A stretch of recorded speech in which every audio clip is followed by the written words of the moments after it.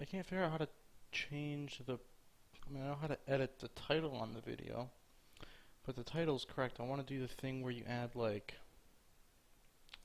Oops. Let me tweet this real quick.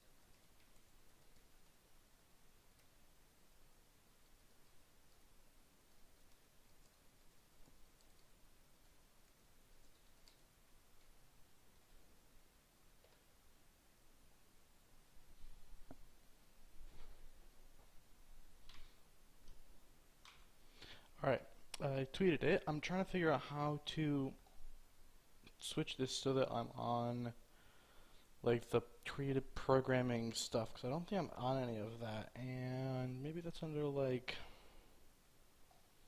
some kind of dashboard thing. Do I have a dashboard?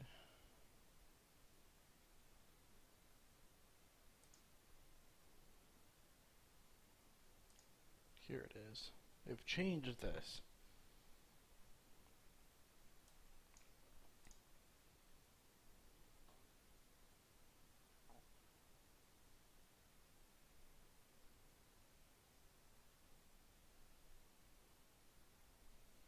Let's see.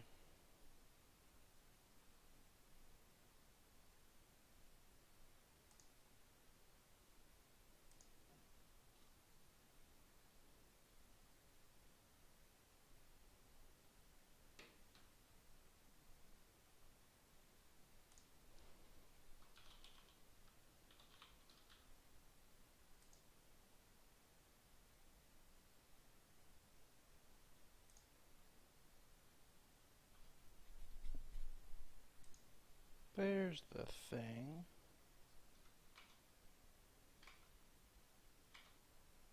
Hey, Captain Craft is hosting me. Sweet. Um,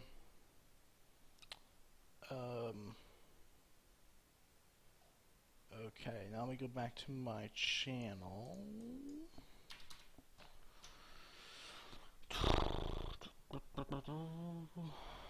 Speaking of Captain Craft, more people should turn out for a Captain Craft stream, because it's a super cool project, and I'm hoping that that first demo release comes along on schedule. Alright, yeah, it says I'm on programming now, which is good. That's what I wanted it to say. Alright.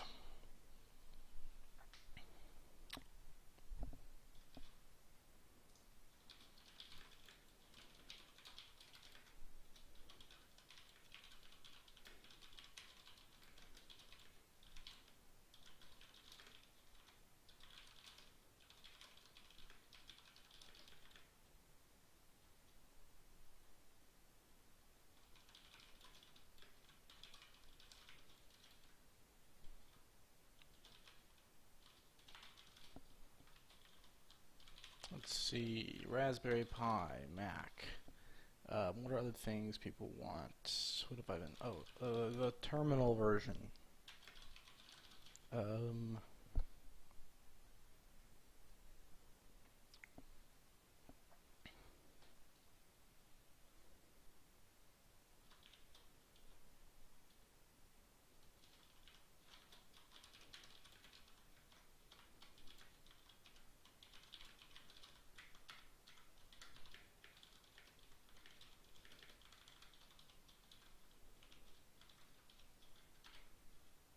There we go. We got a list of things to discuss. PD codes auto. So I don't think maybe I've never just noticed it. Auto hosting. Does that mean you guys have like a script set up that just automatically hosts it? Maybe, I guess if you're auto hosting me, you're maybe not even watching right now, which means you can't answer that question. But I didn't notice that until um, just now because you both did it back to back in the chat, and so they both say auto hosting.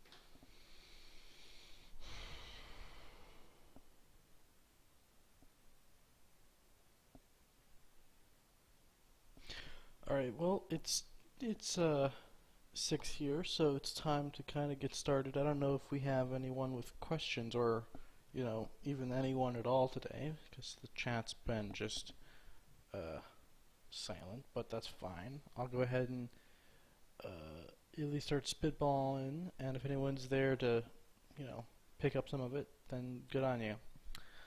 Um, so let's see, the 4coder process progress. It's the first thing on my little list here. So just update everybody. The progress on the next build, 4018. Basically, what I've been doing all month is working on the Unicode font rendering system. It turned out to be much harder than I expected to switch everything over because um, the way the old font system worked, the application side was in charge of the font memory.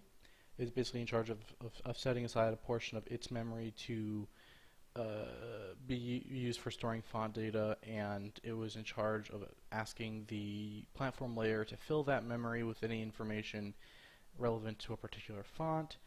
And if I was going to continue using that, what that would mean is I would need basically APIs that go like this. You would say from the application side something like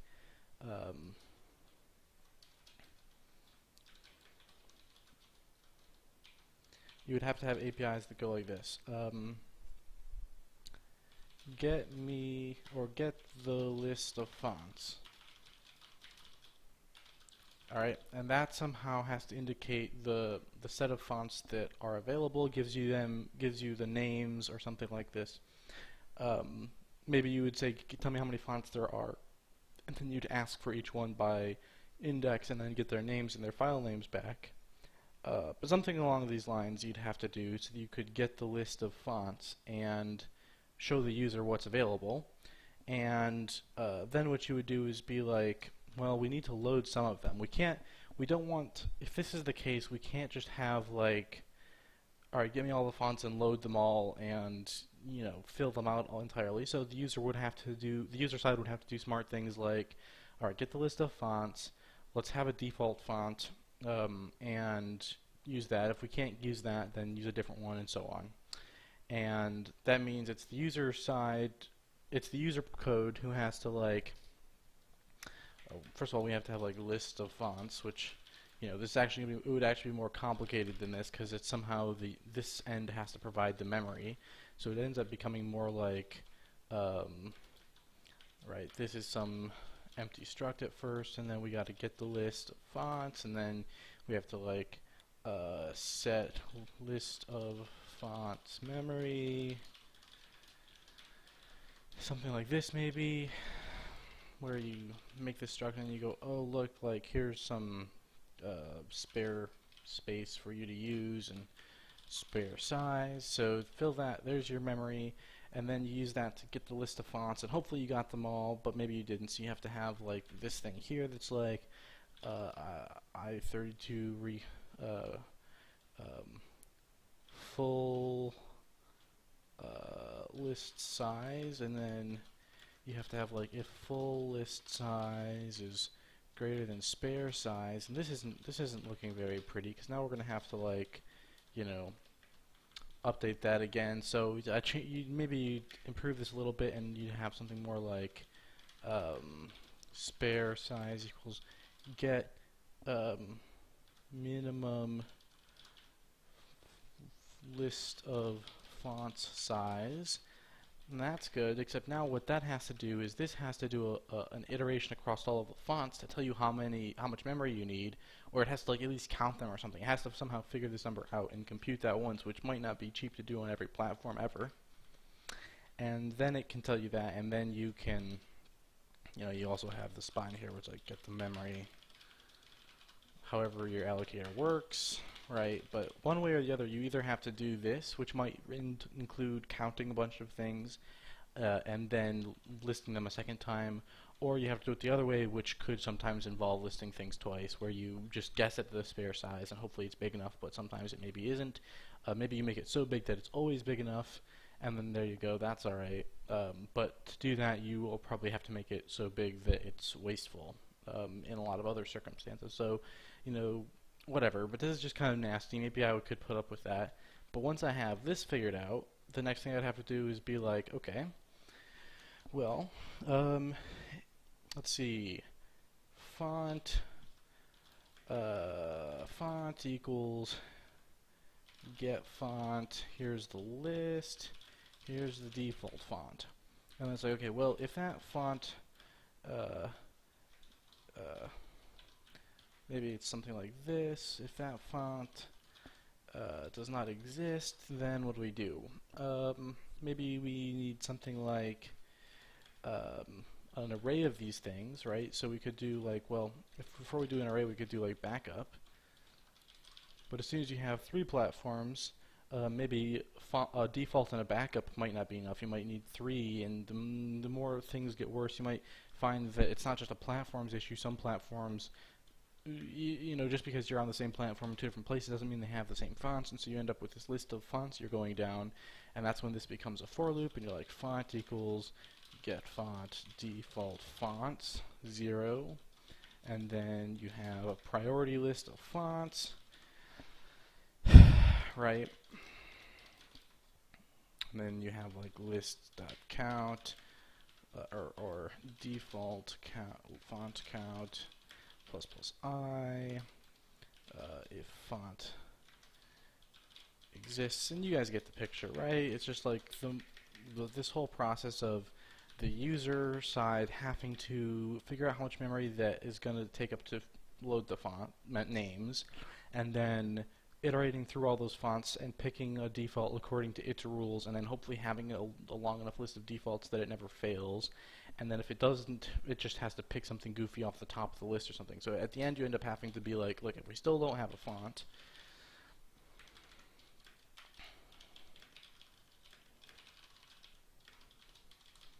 if you still don't have the font, then down here it's just like, look, okay, whatever, just give me font equals get font list dot font 0, right? So presumably there's a first font on that list. We can at least require that the platform has to provide one font for 4coder to work. So there we go, right? And then maybe you're okay with something like this. And I was thinking about it, and I just didn't like all of that. I mean, it might seem like, well, if you've already written the code just now on stream, what's the problem? Well, this isn't just a one-time write kind of thing. A situation like this, it just seemed off to me. So I decided to explore the possibility of doing a different way, which is to say, let's put the memory on the platform side. That is to say that the the application core, like the application module. I keep thinking kernel space user space today, but it's really application module, platform module. The application module could be, it was in charge of the memory before. By the way, hello Drunk Dane. I didn't stop and say hello to you when you showed up. I don't think I said hello to Insofar As either. Did I? I can't remember. Well, hello everybody. Okay, so my point is, if I leave it in the old system, the application module is in charge of the memory of the fonts, and that's what led to that issue there. It also means that the application is in charge of what the default font is, and so on. And the more I think about it, I think this is just a mistaken way of thinking, because the core application, the core system, right? The core system is supposed to be the same across all platforms, and maybe someday there's a special platform where I only want to provide one font because it's the terminal, and that terminal in that particular context only has the one font that it can ever provide, or I want the user to figure out how to set their fonts themselves because there's not going to be font faces, or it's a limited memory for whatever, for this reason or that reason or whatever, and I want to have more flexibility in how fonts are going to work then, right? And anytime when I want flexibility based on the sort of what machine I'm executing on, that's indicative of the fact that I should be putting that outside of the core and into the platform. Now the trade-off there is that the more stuff that's in the platform, the harder it is to do a port because you just have more things to implement. But there's already all of font loading kind of has to be in the platform layer, and it's just used shared code across using the FreeType library. So I figured, why not just do that for other platforms? Just say, look, we've got a prepackaged way that you handle fonts on a platform, but if you need a special way to do it, you can, because it's in the platform layer. With that new system, what would happen instead is you'd get something more like at initialization time, you don't have to set a default font, except that you just go, look, font equals get default font. You just ask the platform layer for the default font, and it's required to provide one, okay? And then later on, rather than having to have this list set up so that you can look at all the fonts that are available, you can just go like this, right? Font count equals get font count. Now here it's going to have to do something like up here to figure out how many fonts there are. But what could have, of course, happened is, since the platform is kind of in charge of this whole process now, and it's not like the user or the application is expecting the platform to just be a pass-through layer that provides these, and the application, it controls it. When this gets computed, can be optimized to a once a frame thing, or once a change notification comes in on the font count. So this could just be a stored value. It could be a stored value up here too, but that gets harder when the user user module, the application module. I'm still thinking user space. When the application module is going to be like messing with things around on its own, like trying to load fonts up and do crazy things, sort of in all sorts of crazy orders, whereas if I sort of lock it down a little bit and say the application doesn't get as much flexibility here, then the platform layer then becomes free to optimize that more. At least that's my theory on how it feels to me. You also don't have to set aside any memory when you ask for that. You're just getting that so you can loop across all the fonts.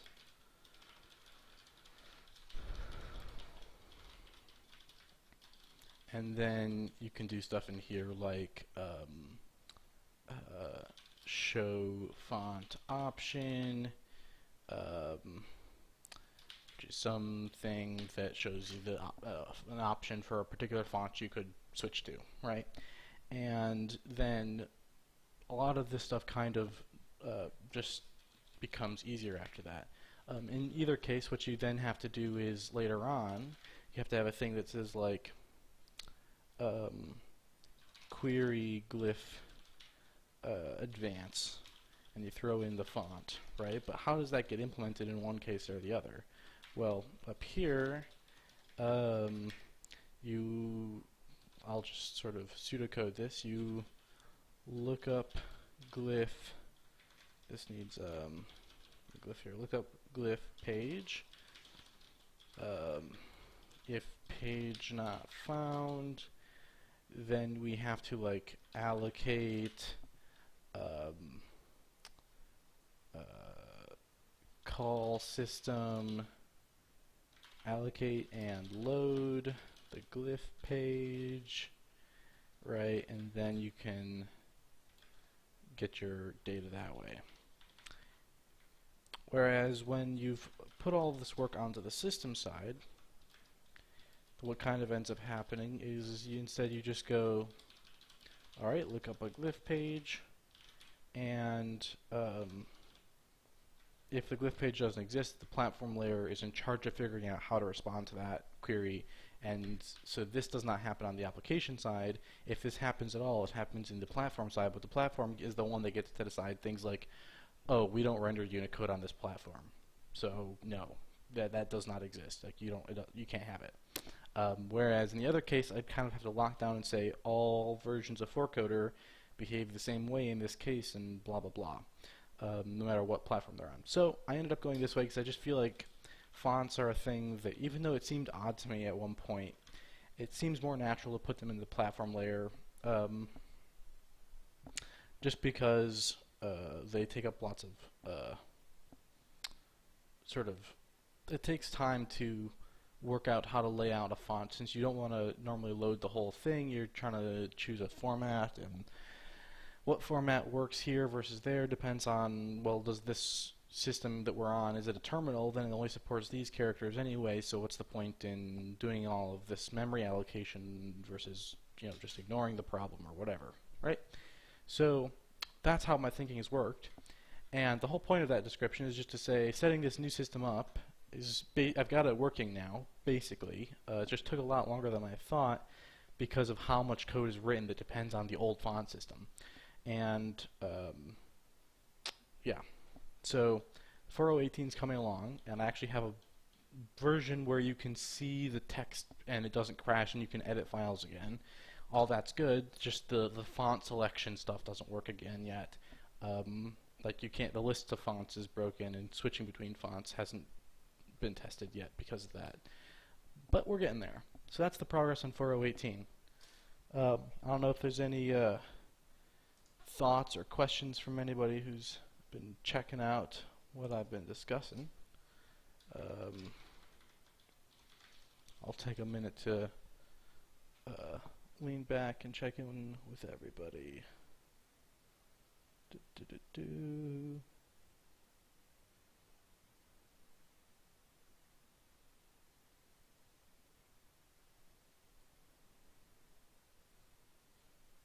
we go.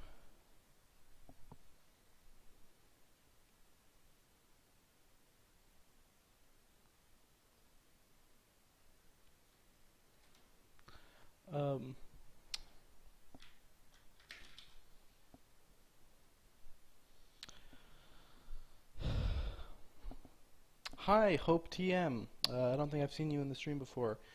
Today, what I'm doing is a little ritual I've been doing for the last month called 4coder Friday. 4coder is the project I've been working on for a while. There's information at the bottom. It's this editor here that you can see on the screen, 4coder.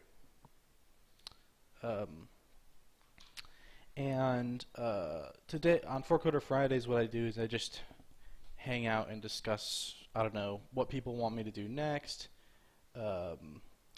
what I'm working on at the moment, get ideas, circulate information, stuff like that. So what I just finished doing, I guess you came in right when I finished it, was I finished discussing how I switched the font system over so that it could be more flexible in supporting Unicode and on platforms that support Unicode and be portable to terminals. And that was a little discussion we had about my plan for that and how I've just almost got it finished. We've got the next build will have the new font system in place. It's just that the font switching, like it renders fonts and stuff now.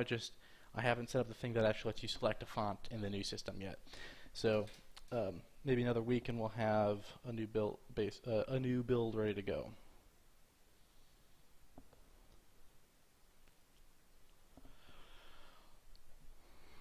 Well, you know, if Hello World is where you get started, then I mean that's where everyone gets started. I don't know that the first thing I ever wrote was Hello World, but I think that was because I had someone else who just gave me some code and said, I need you to read this and figure out what it means, and that's how I started learning how to program. And then I did Hello World a little later, but yeah, it's got to start somewhere. Alright, so the next thing I was going to discuss is I've set up a new laptop for over the next couple days. or over not the next couple days, over the last couple days, I got a new laptop. I actually have a second one coming in, um, which is a MacBook, so that I can start a port to Mac. But I don't have that yet. That's supposed to arrive today, which is why I streamed later. But I waited until the end of business hours and it never came. Um, so hopefully someone else at my place of living will pick it up and sign for it for me if it still shows up today. Hope TM asks, where are you streaming from? This is a little office that I've been renting since January. I come here to do 4coder work and contract work and stuff. So it's not anything fancy. It's just a small little windowless room in the middle of a building that nobody wants to rent because there's no windows in it. But I wanted it because it's cheap. And yeah. Oh, what country? What country am I from? It's a good question. It's a good question. I'm from the United States, Michigan in particular, so East Coast-ish. Not on the East Coast, but eastern side of the country.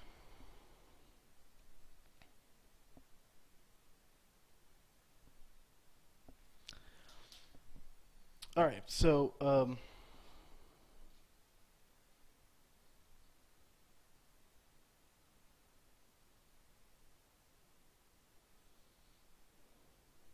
why would you not be able to follow me because of where I'm from? Do you mean like the the scheduling, like the time of days that I stream and stuff like that?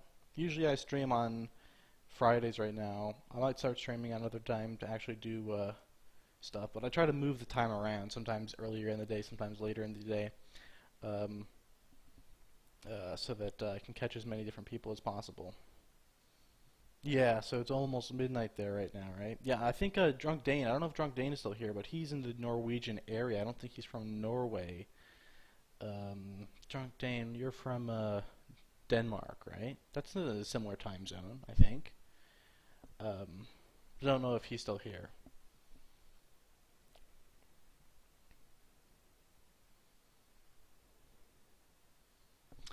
Alright, so what I wanted to do is discuss this Windows 10 laptop. So far, for anyone who's had the bug with the black screen on Windows 10 and Intel cards, I have not seen that happen yet, which is concerning. Because the whole uh, Danish. Is Danish mean Denmark, though? Or is Daneland a different place? I don't know any of these things. I'm just an American. I don't know if Danish means Denmark. um, uh, I'm pretty sure it's Denmark. Pretty sure I understood that correctly. Um, no, the bug hasn't happened yet, which is concerning because that was one of the big things I was hoping to get was finally be able to reproduce the black screen bug. But I haven't been able to reproduce the black screen bug yet. I don't know if anyone who's like, Frank Dane, have you ever had that? I don't know if you've ever had, uh, I don't know if you've ever had, uh, the black screen bug.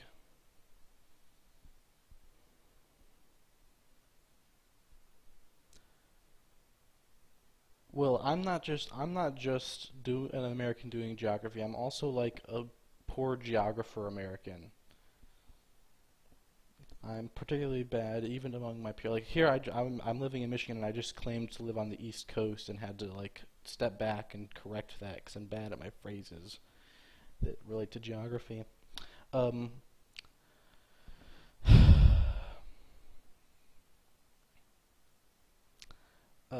that's too bad. So I know Drunk Dane uses Windows 10, and basically what happens is once in a while I get somebody, and it's not the same person. Lots of people have had this.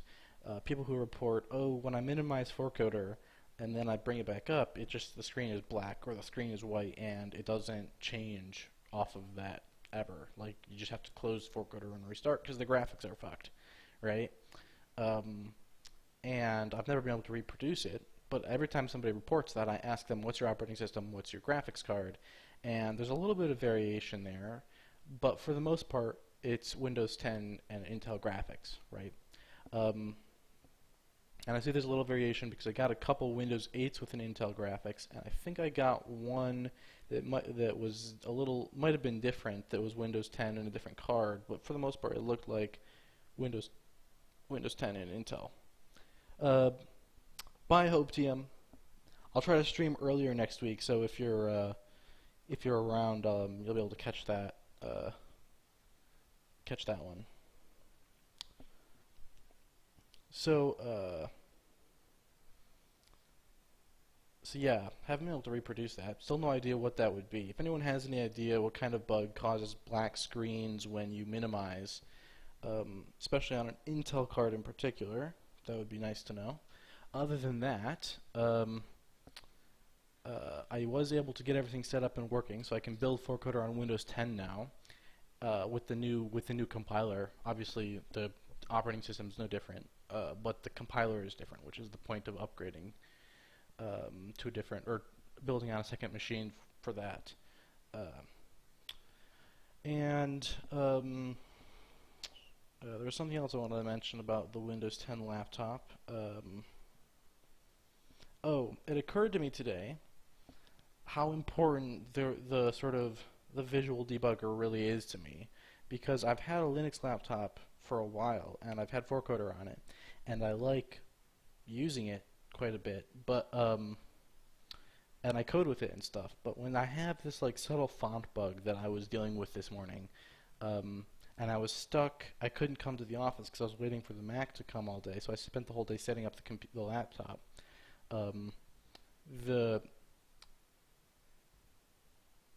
the fact that Windows 10, even though it took me a long time to set up, and like it responds even more slowly than any computer I've ever had, at least in my memory, it like just weirdly slow to launch applications and stuff like that. But even with all those issues,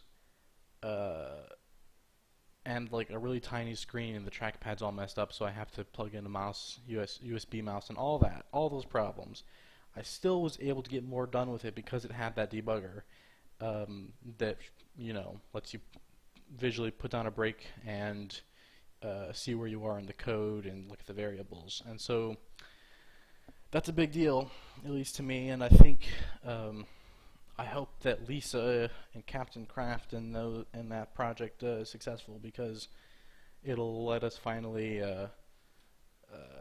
start to attack that problem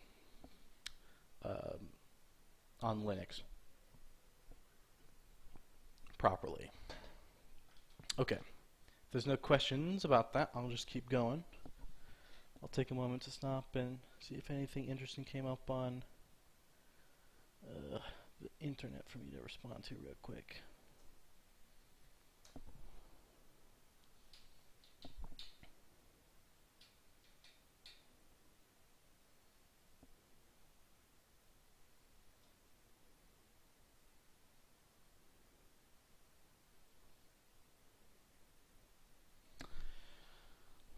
Okay, so oh hey, it's I didn't recognize you before, but you're Jock Latube. You were hanging out in Captain Craft's stream earlier today, weren't you? Is he still streaming? I think he hosted me earlier, so I guess he's probably not streaming, right?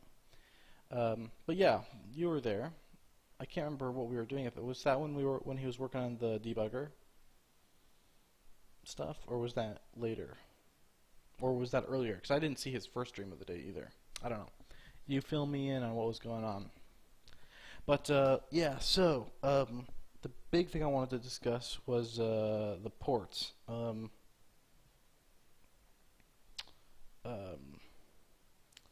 So I've got a Raspberry Pi already, right? I've had it for a while. I just haven't got around to porting 4coder to this because I don't have a spare monitor, and unplugging one of the monitors that I'm normally using and plugging in the Pi just seems like a hassle. So I'm waiting until I can save up a little bit more cash again on Patreon, maybe another month, and then I can get another monitor and keyboard and stuff so that I can plug this in permanently and start working on that port. But the other thing that has to happen for Raspberry Pi port is the OpenGLES renderer, as far as I understand. Now, this is why I wanted to have these kinds of discussions. Does anyone know if I'm wrong about that, or anything else I should know about porting to the Raspberry Pi? I mean, I know that it's on ARM, so it's different than a Linux build in that sense too. Are there any other things that come up when you run on a Raspberry Pi that would be different from Linux besides OpenGL and the architecture? I don't know if anyone on stream knows, but if you have any, heads up or warnings or requests about that port, let me know, or ideas about it. The Mac port, similarly, I had a person working on the Mac port at one point.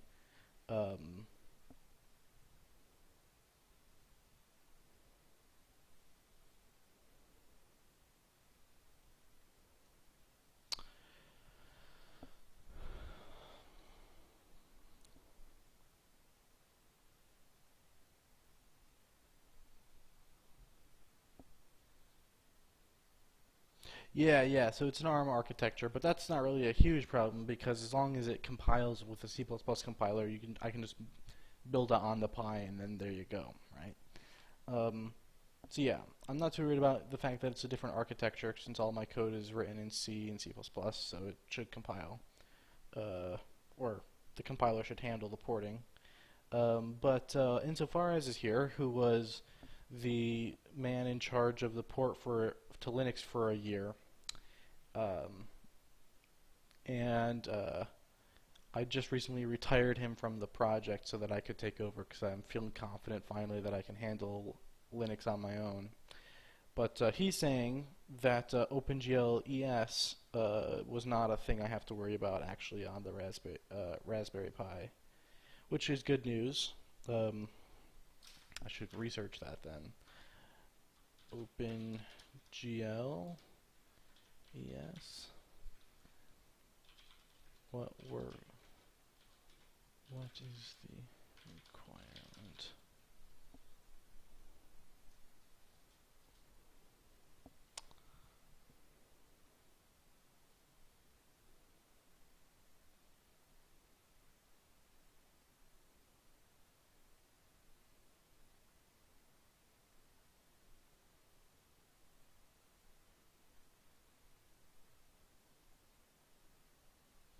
Alright, so here we have someone with some thoughts on the Raspberry Pi port. So let's see, what's the name here? I can't read it because it's too light. Serial Quiller, I think is what that says.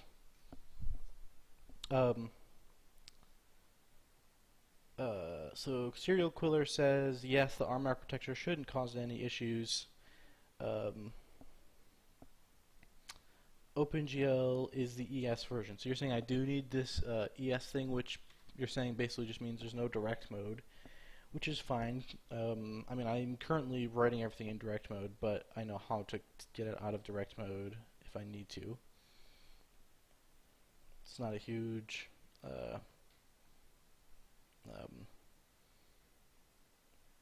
that's not a huge hurdle to cross, or to, what do you do to a hurdle? Jump, I guess. It's not a huge hurdle to jump. Although that's not true because I ran hurdles when I was in middle school. You're not supposed to jump them, so I don't know what. Okay, let's not use hurdles. That's not huge. That's not a huge hoop to jump through. Would be easy to jump through. Hold on, I'll get this metaphor right. That's not a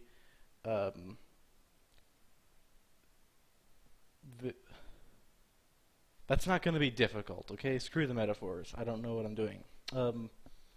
Let's see. You may need to use EGL or a Pi-specific thing instead of WGL or XGL to set up Windows. So the Windows management stuff will be different, which is perhaps more troubling news, but it is what it is. Yeah, and Drunk Dane is confirming that it still needs ES. So that's confirmed, I think. And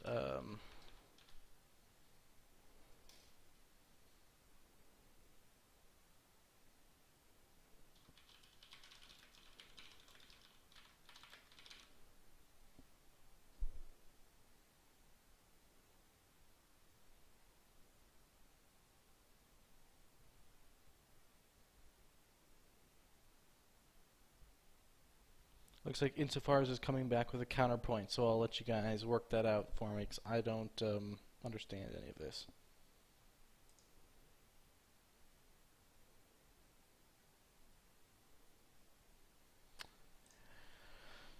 Okay, so that's I think it's a good. Oh, there's one other thing. Jockletube, you were Swiss if I remember correctly. Um, so no idea if that is why the name is hard to pronounce or not, but there it is. Um, uh, you plan on to be able to use it through an SSH session without X forwarding. Um, yeah, I'd like to be able to. I'd like to be able to use a terminal version of 4coder that is uh, just SSH, if that's what you're asking.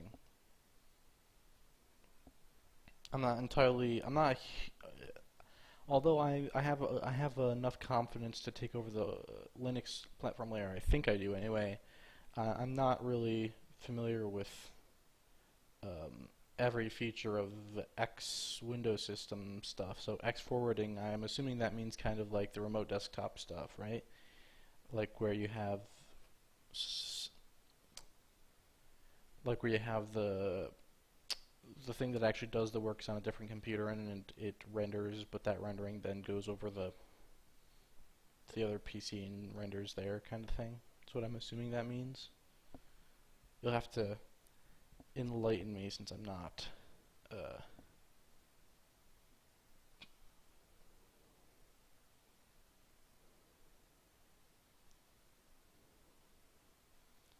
since I'm not totally up on that. But I would like to be able to do a normal SSH session.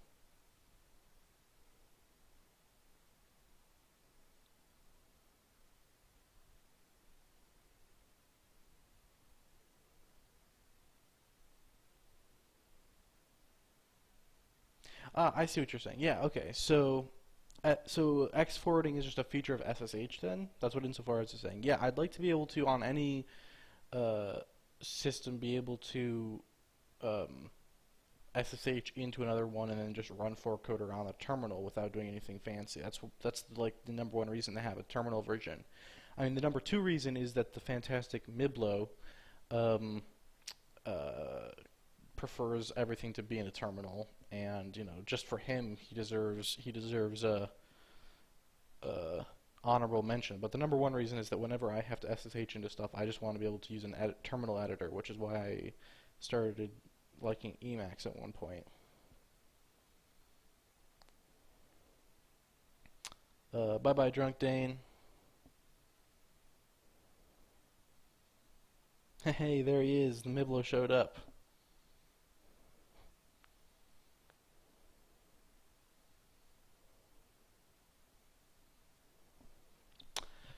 Yeah. Okay. So, yes, that's a part of the plan. This terminal version here, uh, for SSH on Windows or Linux without X forwarding. Also for Miblo.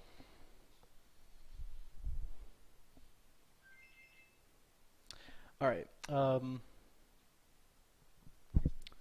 Let's see. One second. I'm getting spamation calls on my phone, so let me silence that. Okay. Alright, so that we've discussed basically the terminal version because I went ahead and discussed the big reasons for that. But I do want the terminal version to work on all platforms, which might be a little bit. I don't know. I have to think a little bit more about that. It seems reasonable though, because I mean, yeah, I have to do a little more research on that. I've messed with end curses a little bit, and I have a feeling that a lot of that can just be end curses, but you still have to have like, I mean, 4coders, you still got to have access to the file system and stuff, so you probably have to have a different terminal version on each platform, which is a little bit concerning. And maybe there's like some way I can sort of separate that out, like you have a Windows version, and then there's one portion of the Windows platform module that you swap out to turn it into a terminal version, which would be what? That's like rendering, input, um,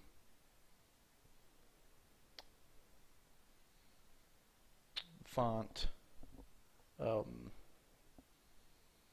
what else? What else in the platform layer? I mean, like file handling. Would clipboard handling be affected by that? Um, these are the kinds of things I gotta research and figure out. What section of the platform module depends on whether or not it's a terminal version, and which part can I make independent of that. I don't know.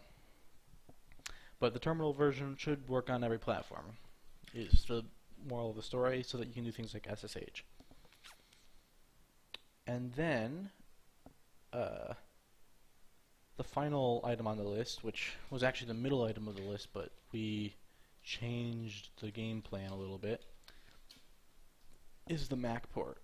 Now with the Mac port, basically what happened with the Mac port is a lot of people asked to help with the Mac port, and I basically just said, look, I'm putting everyone on a list, and if I ever do a Mac port, I'll get in touch with you. But at this point, I don't really want to enlist volunteer help to work on 4coder, because I'm making enough money on it that I can afford to buy equipment every couple months, and I'm going to start trying to, and I'm paying like the office rent and stuff with it, and I'm starting to have enough money that I kind of going legitimate with the business, in the sense that, you know, like I've actually made money on it now that is not just like burned immediately as soon as I have it. And so I feel weird having people volunteer to make me more money than when I'm already making enough money. You know what I mean? Like, just odd. So I'm not going to take volunteer effort on the Mac port. I had one person who spent a little time doing volunteer work on it before the situation arose, and I cut off the volunteers. And basically, what he did was help me to figure out what things I need to adjust to make the platform layer Mac compatible. And I'd like to discuss it more broadly now, because I've only ever discussed it with him. His name was, I think, or maybe this, something like that.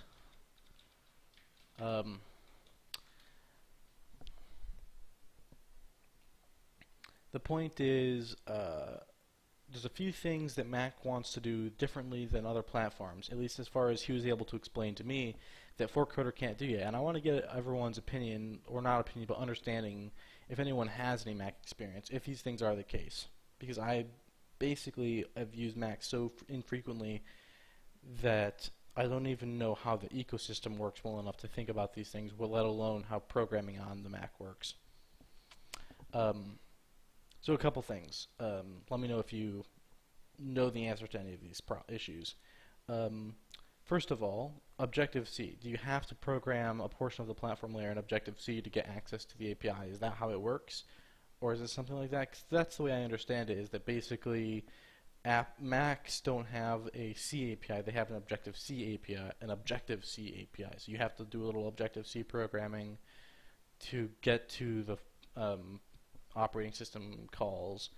Let me know if I'm understanding incorrectly, but that's my understanding. Secondly,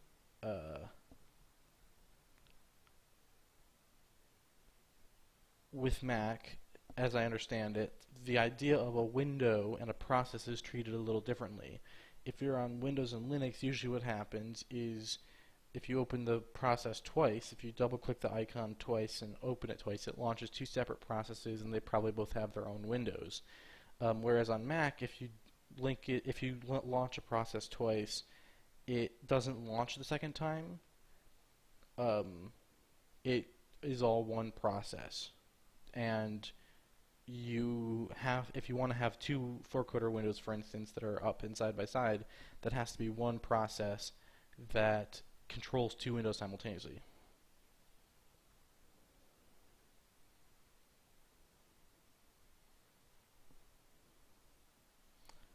So let me know if my idea of windows and processes or whatever exactly is going on there is correct. Insofar as says he believes my understanding is correct, that Objective-C is basically the right way to do it without any hacks. Um, and my understanding is that you could probably do something like a very thin Objective-C layer that just loads DLL and launches its main app function and passes in a bunch of function pointers, but you have to do that in Objective-C because otherwise you have to do like some nasty thing of looking up the application calls yourself.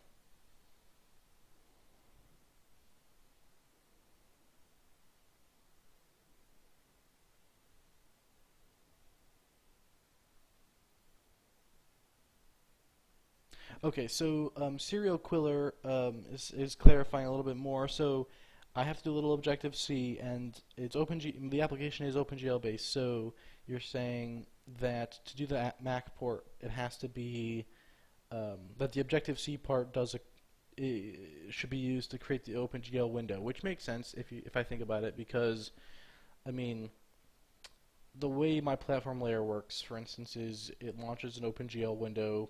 It starts up a thread pool, and then basically starts pulling for input, right? And it does a little bit more, reading the command line. And I guess the question is, how much of that should happen in Objective-C versus C? Can it be so thin that all I do is load up Objective-C, take all of the functions I need, and pass them along to a DLL that is written in C? Or does the Objective-C layer really need to be most of the platform layer? And in that case, how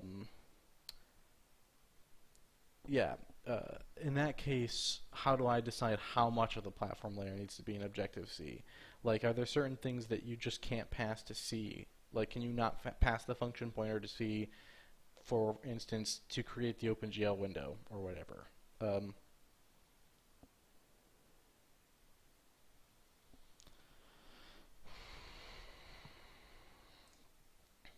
Alright, so Mibble has a little information.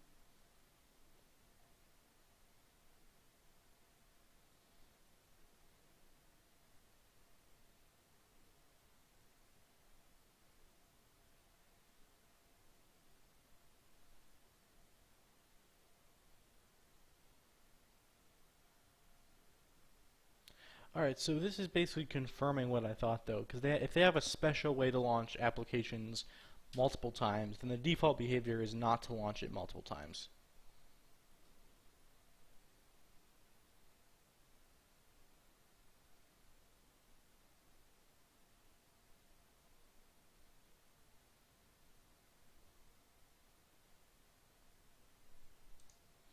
Okay, so Serial Quiller looks like he or she, I guess, has a lot of information about this particular topic. So glad you're here to help me out.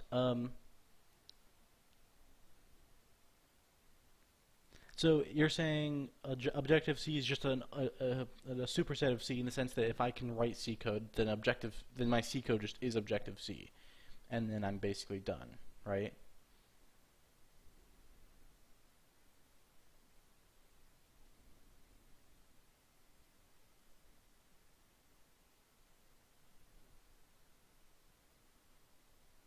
Or I didn't even know there was such a thing as Objective-C++.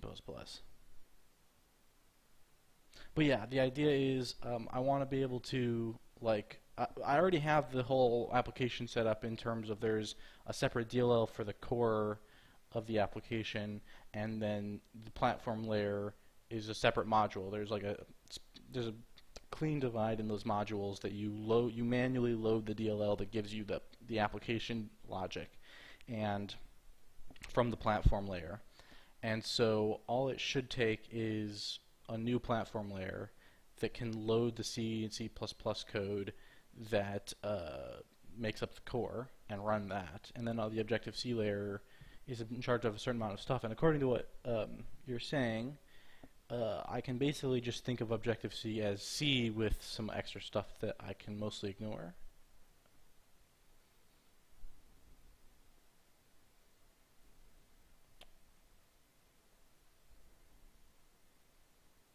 Or do I have to learn some of the quirks of the objective part of the language to be able to, like, for instance, create the window or get the memory? And the other thing I should want to know, this is the thing Miblo was looking into, is the default behavior on a Mac, and I guess I'll learn this more once I have one to experiment with, which is why I needed to get one. But is the default behavior that when you click on an icon, does it open a new window, or does it open the original window again?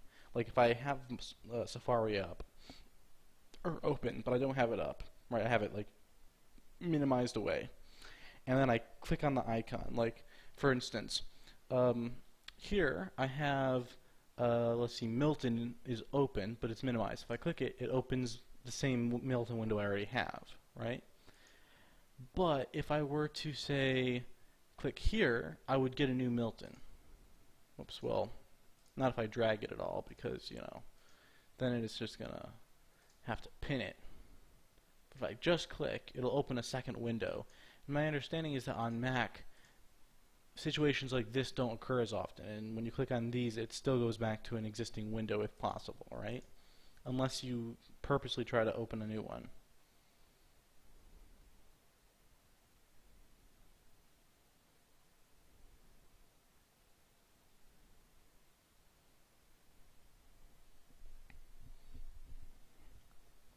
Alright, so there's this thing called an app bundle that I have to look at.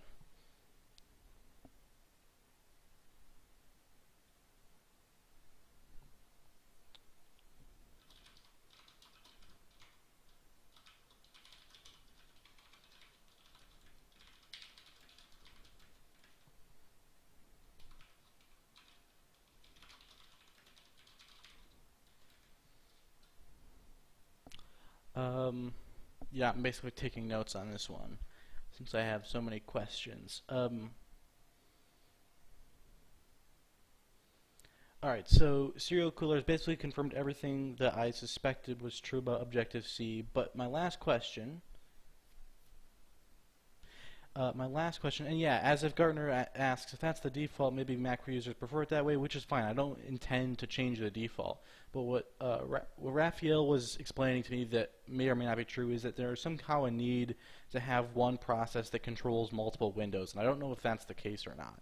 Like, is it common for on the Mac an application to open multiple windows but all be one process, or was he just saying that that's what it would take to open multiple windows while behaving like a normal Mac application?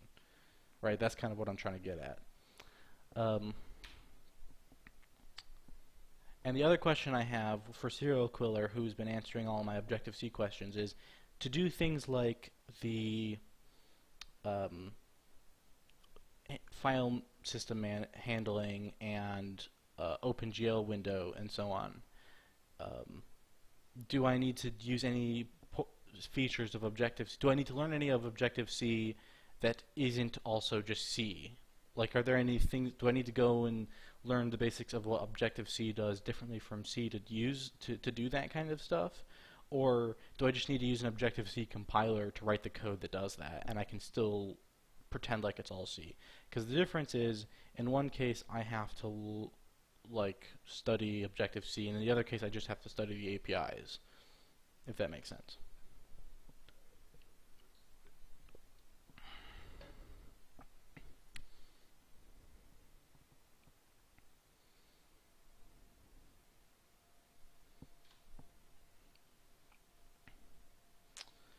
And I have to figure out what this app bundle thing is, because I've heard of that before.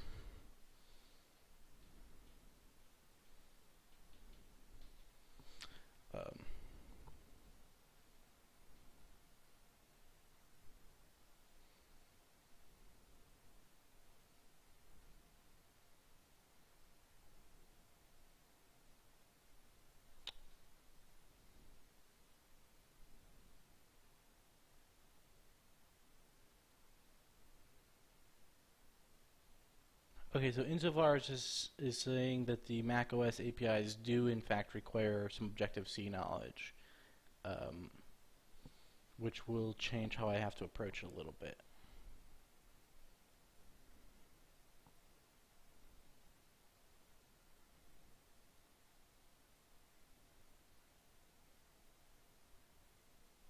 Okay, so that's good. It's mostly um, going to be familiar then in terms of file systems if it's all based on uh, those same things the Linux is based on.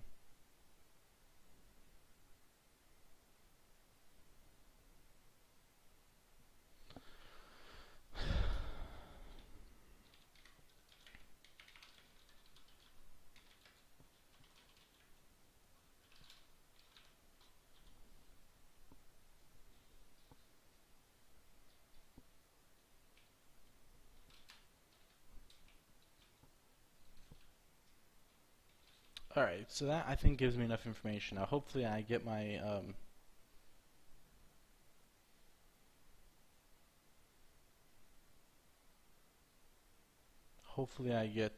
my MacBook soon. Hopefully today. I don't know if they'll deliver. It's getting kind of late. Um,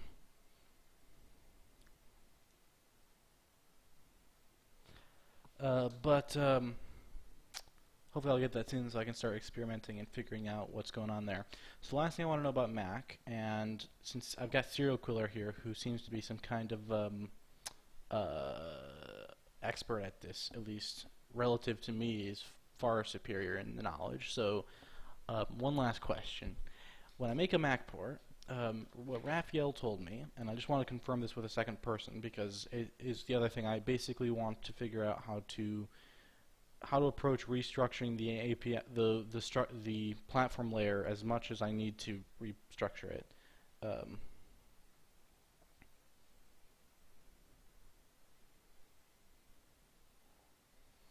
okay. All right. So I forgot about that question. Thanks for answering that. So Serial Killer says Mac applications either have a document mode with multiple windows and separate documents, or a single mode with just one single window open. Um, Now, I guess I just need an opinion from you then, because this is kind of about the feel of it. 4coder has its own like panel system, so it's like you're not supposed to open multiple 4coder windows to. Let me open a file here to give an example.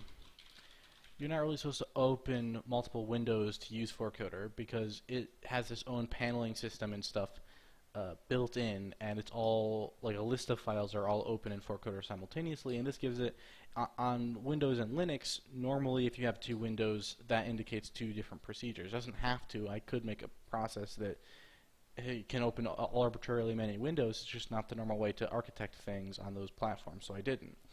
And the point of having multiple files open is so you can do things like searching across all your files. So you can do things like, all right, well, find me all the occurrences of Mac and all of my open buffers. And it goes, well, I found this occurrence here of Mac.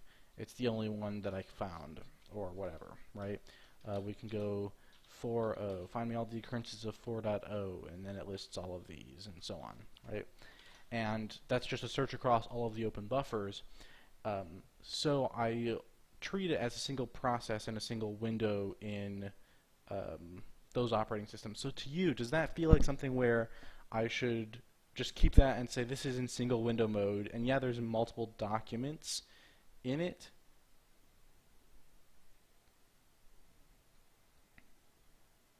Okay, so that's good. That was one of the things I was concerned about because um, I didn't really feel like restructuring everything to have this support for multiple windows on the same process, um, um, which I could have done across every platform. But uh, yeah, I think a single window makes sense. The only problem I have potentially with it is, tell me about the development process.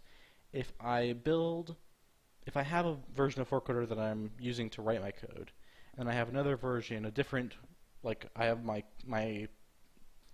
like stable version that I sell off into a certain path that I launch it from or whatever, and then over here is the build path that I'm using to build new versions. Um, when I try to launch the build version to test it, um, how do I, um, if I try to launch the second version to test the new version, will it conflict and like think it's already open, or how does it? Is it just the fact that it's two separate bundles and knows they're different process things and doesn't collide? How does that work? Is it by name?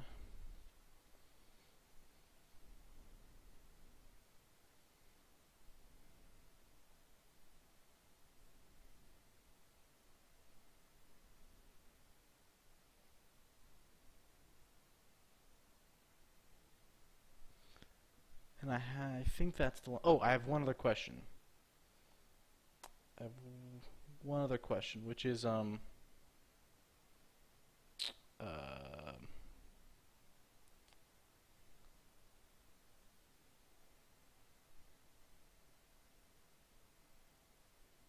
hotkeys. That's what it was. Um,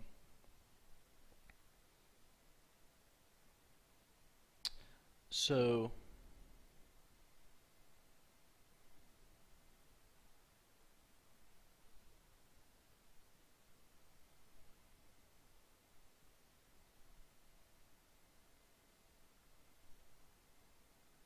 all right, cool. So this question about hotkeys that Raphael told me I should consider, which is that the way Mac works has something to do with, or not Macs. Why did I say Macs? That's weird. The way the Mac system works is you um, have these hotkeys that are pre-built. I can't actually remember exactly what he said, but basically the idea was the way 4coder is structured. There is no such thing as a hotkey in the platform layer. You just process all keys and pass them to the application layer, and it decides what to do with them.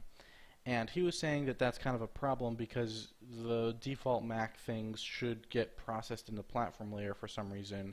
And I can't remember what that was about, but it was something about like the clipboard stuff has features that only get triggered if you do it in the special way or something. And I couldn't quite understand what he was talking about. Basically what it boiled down to was the platform layer needs to know what uh, what hotkeys are bound to so that it can do some stuff with them before passing it along. Um,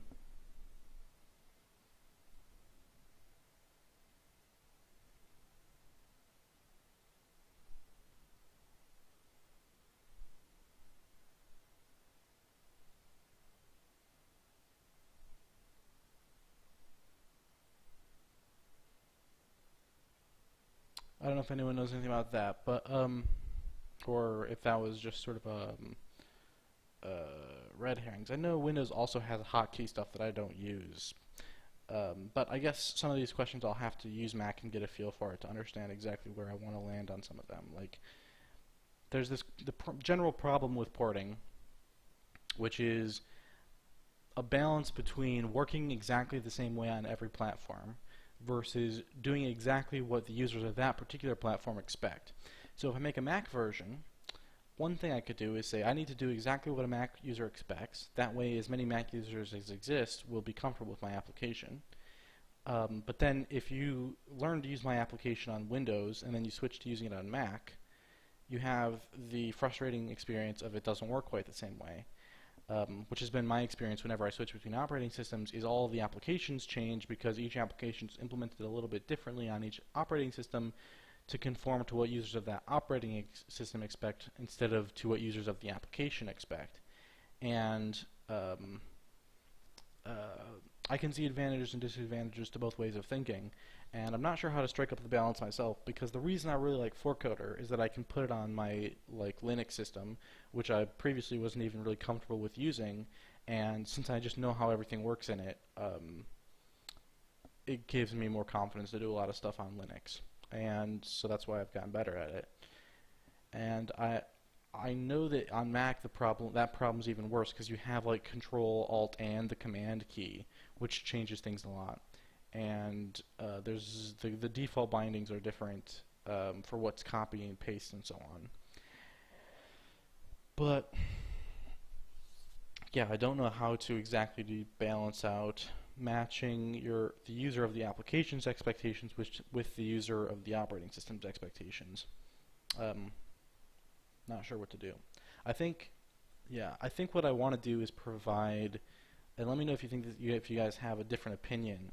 But I think what I want to do for that particular thing is just have 4coder always ship with the same behavior, and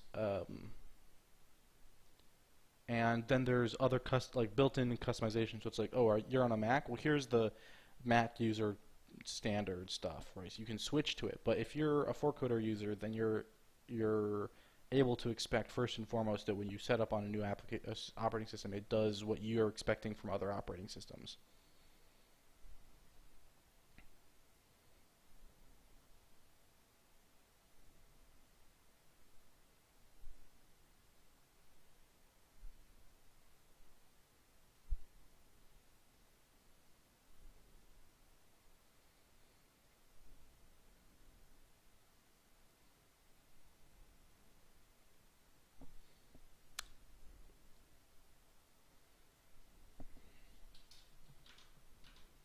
So the last little issue here is hotkeys. What to do with the hotkeys thing.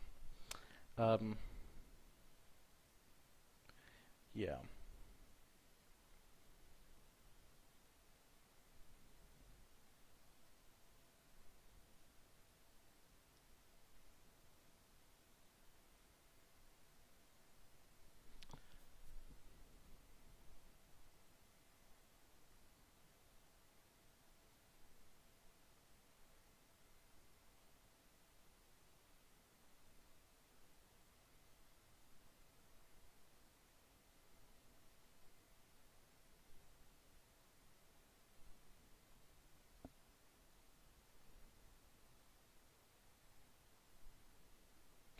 Yeah, so, okay, so, wow, a bunch of thoughts about this all at once. So yeah, that's my thought, is basically developers don't care, since developers are mobile across operating systems, I think for a developer, a tool working the same way everywhere feels better than being like, oh, I'm in a Mac environment, everything should be Mac-ish. I think a developer's, and this is kind of the vision for 4coder. This is why I'm excited about Lisa being a cross-platform debugging library, which is that I'd like someday to be able to be like, all right, you install this one thing, and it doesn't matter what operating system you're on, it works the same way. You write your code, you compile, you debug in the same way on every operating system.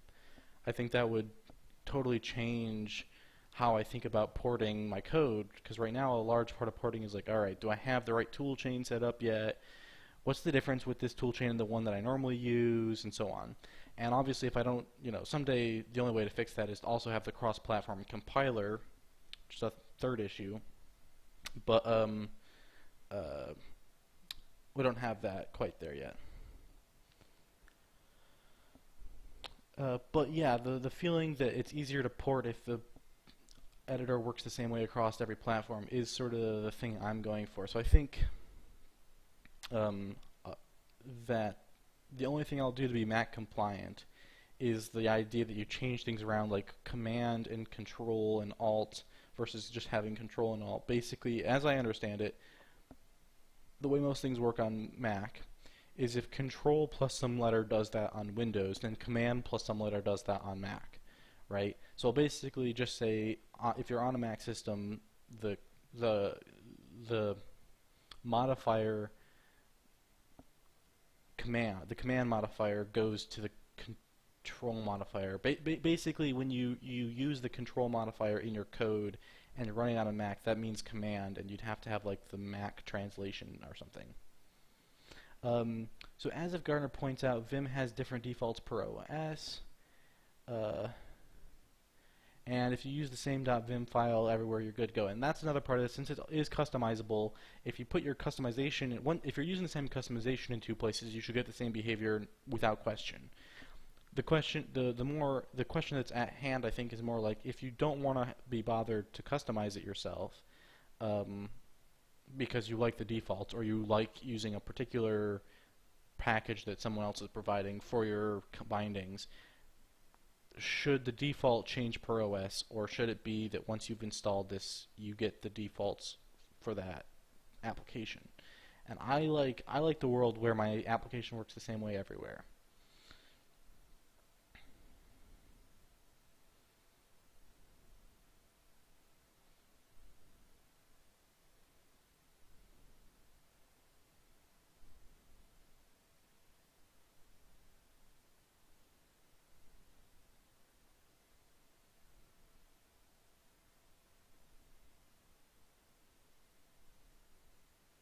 Yeah, the confusing thing about Macs is they have control in all just like Windows does, but they mean different things. Like command means what control means on Windows. Control on Mac means what alt means on Windows, and there is no alt key. Like the thing that alt key does on Mac doesn't exist on Windows. Like that's a third um, step down or something like that. Splat, is that what it's called?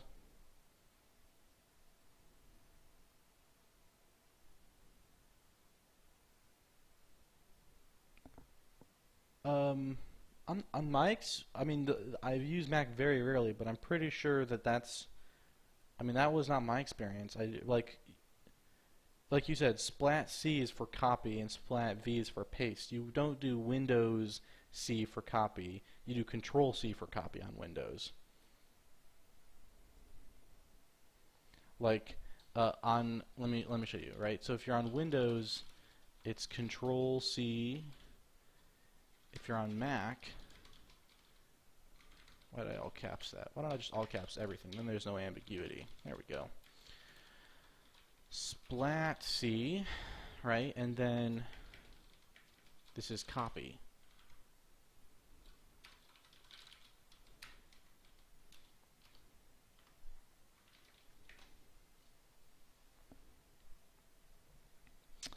Cuber Caleb says 4coder looks different. Yeah, I put on a new theme. I got into using the grayscale theme that I called STB, but I got sick of using a light theme, so I made a dark one where I basically just make a light gray background or a dark gray background and a slightly light gray text, and adjusted the green for the comments, and then there you go. So that's the color scheme I've been using recently.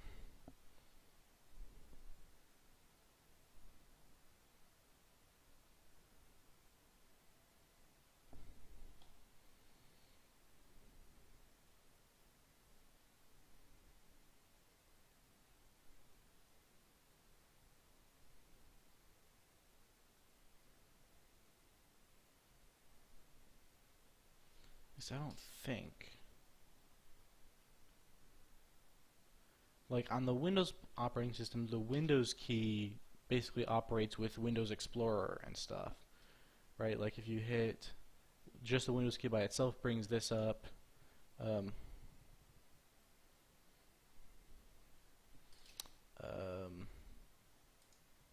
um, bye, Tube. See you around. I think it's that. Yeah, it brings up system stuff and so on. What time is it, by the way? I think I've been going for wow, it's over an hour already. I guess I've had it's good. I finally put the programming community thing on my video, which I never like got around to doing it. I guess that made the video visible to more people than just the people who follow me on Twitter, which is why I've had more guests than usual. Uh,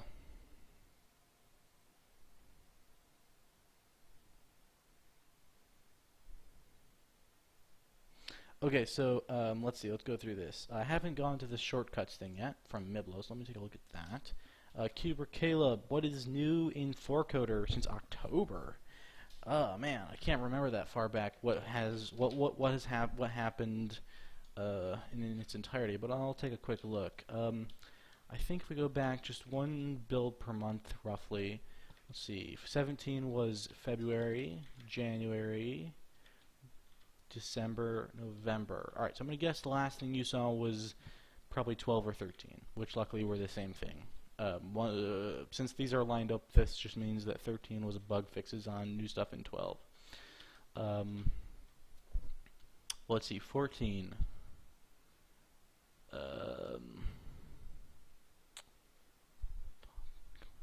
So there's a new config file, which I think you maybe just barely started to see the development of.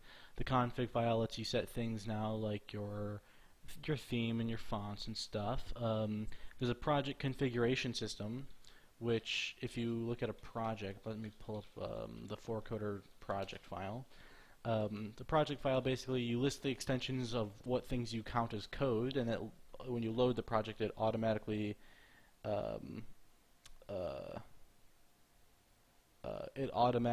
loads all of the files with that extension in that directory and in subdirectories, so that's like your load project thing.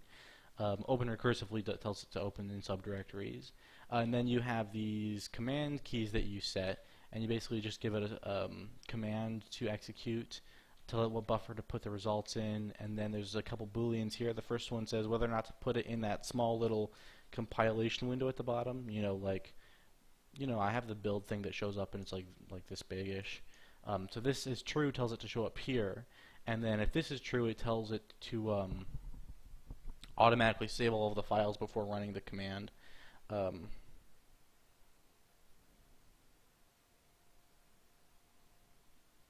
Oh yeah. At some point there was yeah, here it is. Control Shift I, list all of the functions listed in a particular file. There's actually a bug with that. There's a crash bug with that triggers on rare occasion that I have to track down before the next build. Casey reported that one. So yeah, we have list all of the functions in a C++ or C file.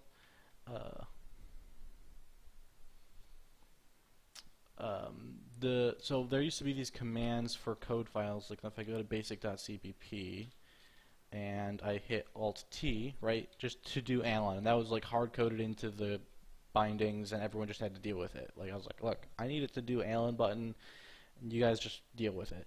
Well, now that name, the Allen there, is actually configurable. You can configure it in the config file to say whatever you want. Open matching header file. Save all changes on build. Save all changes on build. The most recent build, 4017, has new support for extended ASCII, so it can do like I don't have any other keyboards enabled right now, so I can't demonstrate, but it can render things like tildes, ends with tildes, and upside down question marks, and all that stuff whose Unicode code point is less than or equal to 255, basically. The next version, 4018, is going to extend to full Unicode. UTF-8 buffers, and the markers API, which is it's not really done yet. That was just started creeping in recently. So that's the new stuff, Miblo, or that's the new stuff, Keyword Caleb.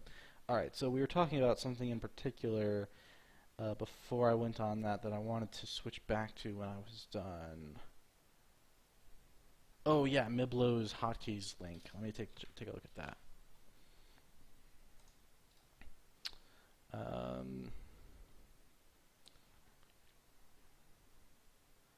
Command. Is there an option button too? I didn't know that. Alright. Or is that just Alt? Okay, anyways, to use a keyboard shortcut, hold down one or more modifier keys while pressing the last key of the shortcut. For example, to use the shortcut Command C, copy, hold down Command, press C, then release both keys. Mac menus and keyboards often use symbols for certain keys, including the modifier keys.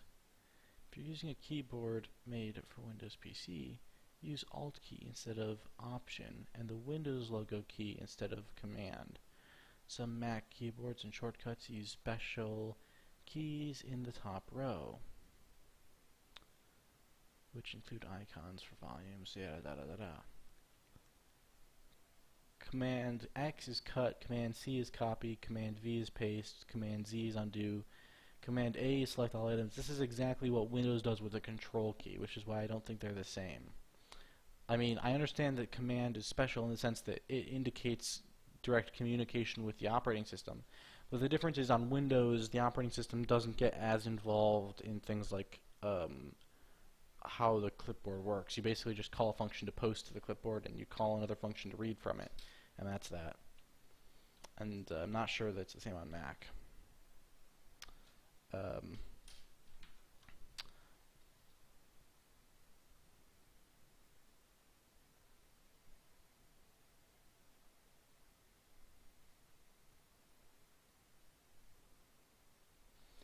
yeah, that's a nice idea insofar as how do you handle modifiers? Right now, what I do in the 4coder custom is I literally put the name of the modifier in the identifier, and that works on Windows and Linux since they use the same keyboards basically. But Mac's a little different, so I got to think about it.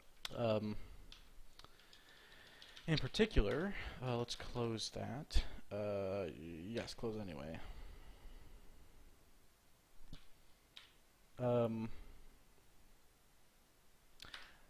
Ratchet Freak brings up an interesting point that I'm going to address too.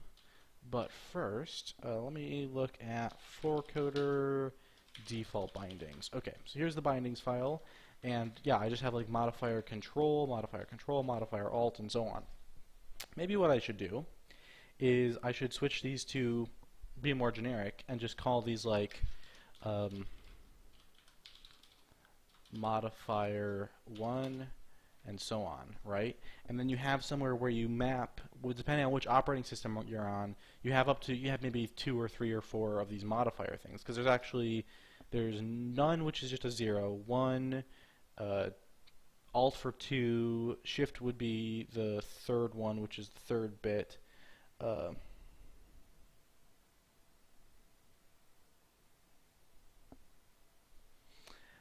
Keyboard Caleb, that's what I'm trying to do right now, is find a way to make them semantic in the sense that they are not directly tied to control and all and stuff. Yeah, alright, so we're on the same page. So the idea would be you just list a series of modifiers and you bind different keys to different modifiers, and then there's some sort of setup thing where you say, okay, modifier 1 goes to, I'm on Windows, so give me the control keys that are available on this platform, and it's like, oh, you have control and alt and shift, and it's like, okay, control goes to modifier 1, alt goes to modifier 2, shift goes to modifier 3. If you're on Mac though, then command goes to modifier 1, control goes to modifier 2, shift still goes to modifier 3, and then alt goes to modifier 4, which you don't have on Windows, and so there you go.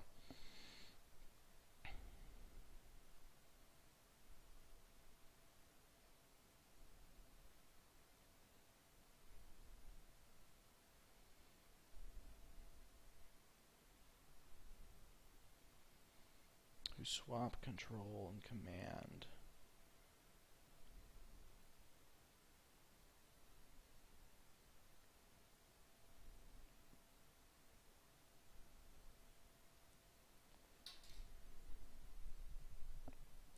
Now the only part of this that's tricky, and this is what Raphael was warning me about, and what I think Serial Killer was pointing out too, is that it's not actually this nice and simple, because while 4coder implements copy as a command right now, the Mac system just wants to be able to, whenever it sees command plus C, it wants me to right then and there, sort of as a, I don't know, a part of the loop, I guess, be able to say, oh, here's the information. Now, the reason I was suspicious of that is it seems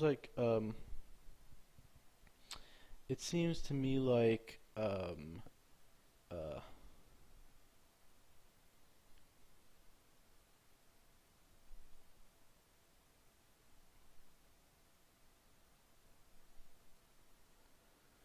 okay, so Serial Killer is giving a different picture than Raphael, and this is the part where I didn't understand what Raphael was saying exactly. But basically, if I can do something like say, oh, the user wants this to be a copy command, and what happens is I decode a key press. I go, okay, this was the command key plus a character, pass that to the platform, or pass that to the application, and the application passes that to the custom config code, and the custom config code can then go, oh, command plus C that's the copy command, and then copy command goes back to the application layer and says, hey, I need you to post a copy, and then the application layer can finally go back to the operating system layer and say, hey, we're posting a copy right now. If that whole thing would work and give the Mac OS the information it needs, I think I'm happy with that, because that's how the system is meant to work, is that the platform layer has no idea what any of the things it decodes means, and nobody knows what they mean until the custom layer sees it, and then the custom layer decides what to do with it and asks the application layer to handle it, and if needed, the application layer dispatches back to the platform layer to do things like posting to the clipboard, or reading off the clipboard, or reading a new file, right?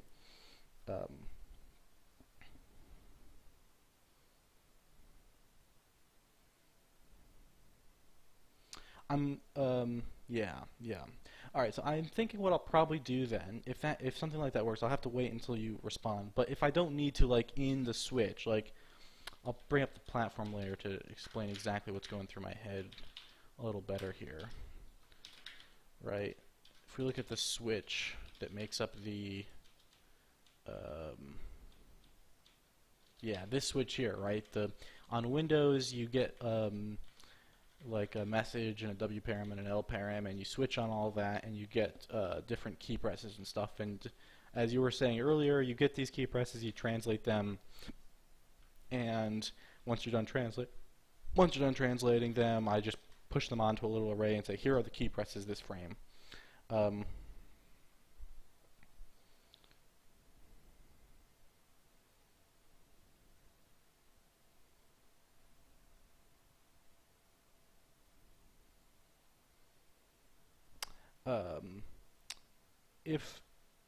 If the system is okay with me completing, like, basically what Raphael said, and this might have been a misunderstanding of the structure of 4coder on his part, or a misunderstanding of his statement on my part, or something like that. But what he said was, when basically we're at this stage and we decode the key press, and we see that what we got was a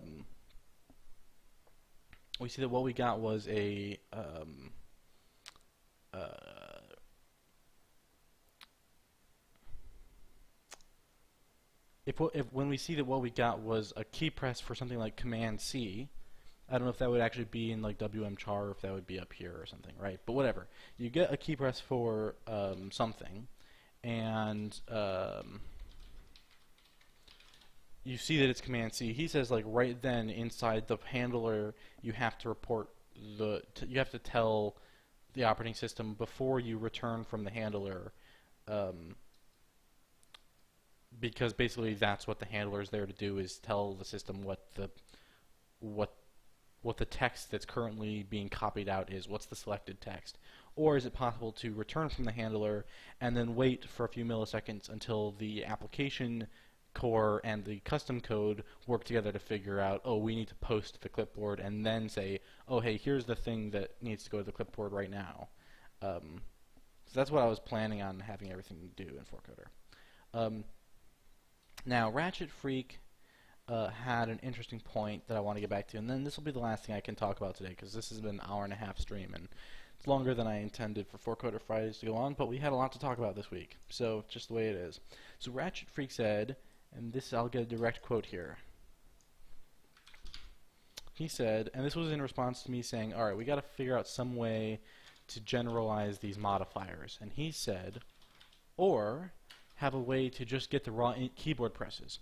By which I assume he means something like, instead of binding all these commands like this, where you bind the command and then the application layer is sort of responsible for calling into that command when that particular key combo is pressed.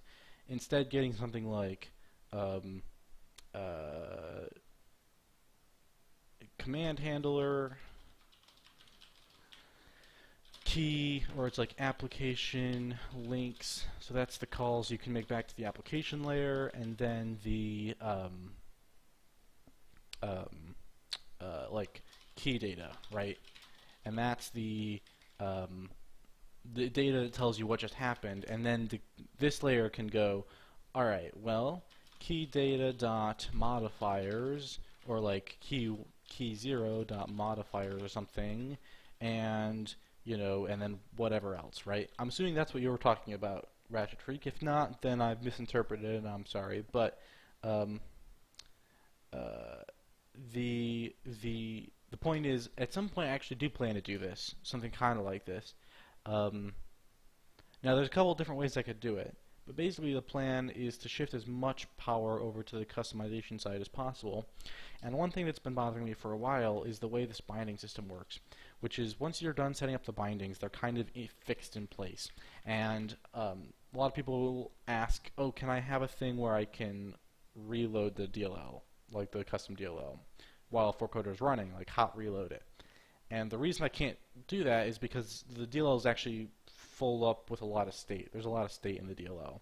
Now, if you're okay with things like global variables getting reset and you have to redo the loading of your project so that it gets the project variable set, that would be one thing, because you could just make a little command that's like drop the DLL, load a new one, and then continue doing this other code, except that it's not clear how you make a command actually that asks to drop a command.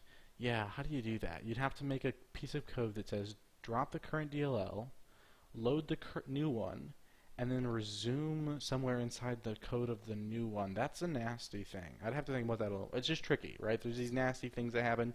So you can't do DLL dropping during a call to a function inside that DLL very well. You could have just a feature that's like, hey, when this command is done executing, drop and load, but then you can't, if you're waiting until this command is done executing to drop and load the new DLL, you can't really depend on a script that, or like a command that first drops and loads and then reloads the project variables into the global variables. That just won't work, because the drop and load doesn't happen until after the command is done executing by that system. So something has to be done to make it work, and I haven't quite figured it out. But the big idea I have that might make it work is to totally switch up how this works and stop saying that the binding is the major interface. You first bind stuff, and then the secondary interface is that you get called into your commands, and then you can use the app links to request certain actions, right? Rather than setting up that way, I think, and I've hinted at this before, and I just haven't gotten around to it, is I'm thinking it'll be something like this: main underscore 4coder, application links, application links,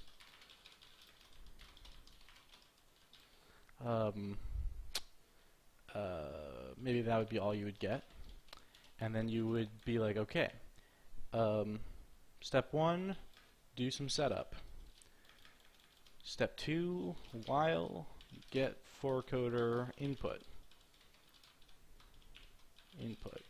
right?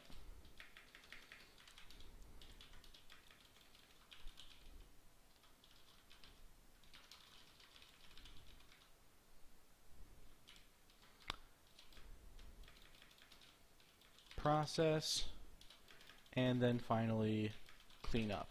And so you could have things in here like switch input dot type, and then one of these would be 1, 2, 3, 4 case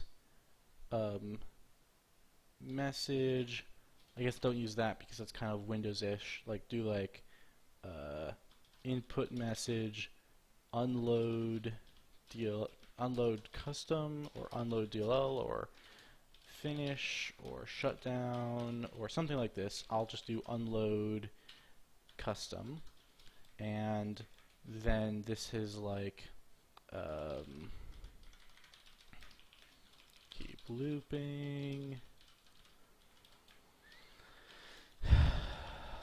keep looping equals true, keep looping equals false, right? So then you can get an unload, and that triggers this cleanup stuff. Maybe you also could put cleanup here, who knows, right?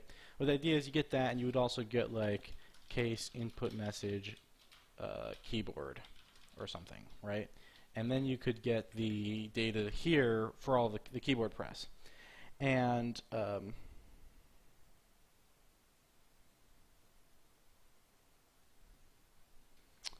and this is what I think what I'll do. And the reason I like this is um,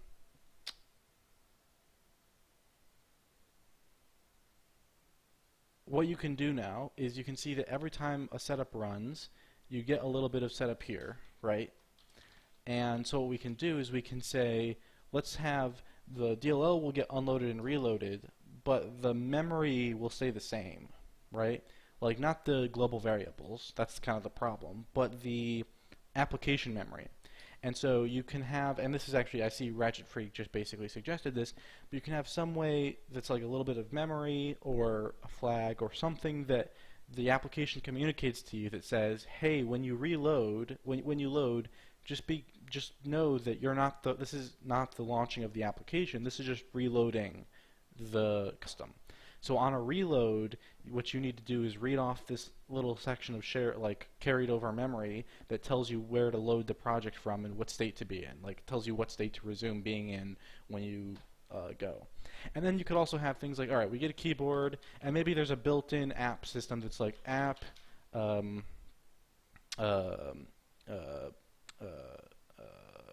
command map dispatch, and then if you don't want to have to think about things in different terms, you can just have these bindings written out the same way still, and the only difference will be that there's sort of like either there's a helper interface built on the custom side, or maybe it's still brokered through the application core. I haven't decided yet, but maybe you can do something like dispatch this to the command map system, and then you're like, all right, here's the input key that we need dispatched, right?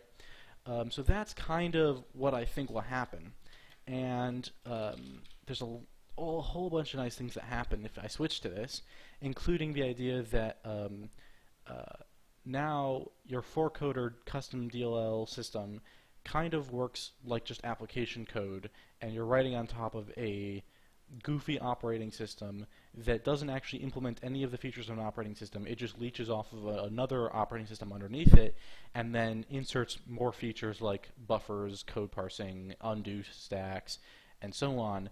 But it means you can write your editing application and it sits on top of a cross-platform sort of kernel abstraction thing. That's kind of the way I'm thinking 4coder will be in a year from now. And that's what I wanted to talk about when I said in the Twitter earlier today that I was going to talk about the platform layer, which is that the platform layer is going to evolve to be this thing that's like the platform layer gives you genericness over platforms, the application layer gives you new editing features that you can't be bothered to write, and then the custom layer acts as your own application for editing, kind of. So again, that's the platform layer, lets you abstract away which platform you're on. The application layer just adds in new features, and then the custom layer lets you implement your own little application. And you could even imagine this getting to the point where someday, like when 4coder launches, no DLL loads, and you can say load these 2 or 3 custom DLLs, and they're like separate threads or separate fibers or something that launches each of those. I'm not sure how that would work because you'd have to like have a way of switching between them once they're loaded. But you could imagine being like getting closer and closer to being sort of like a little shim of an operating system that just lets you develop operating system developer tools that work the same across all platforms. That's kind of the vision.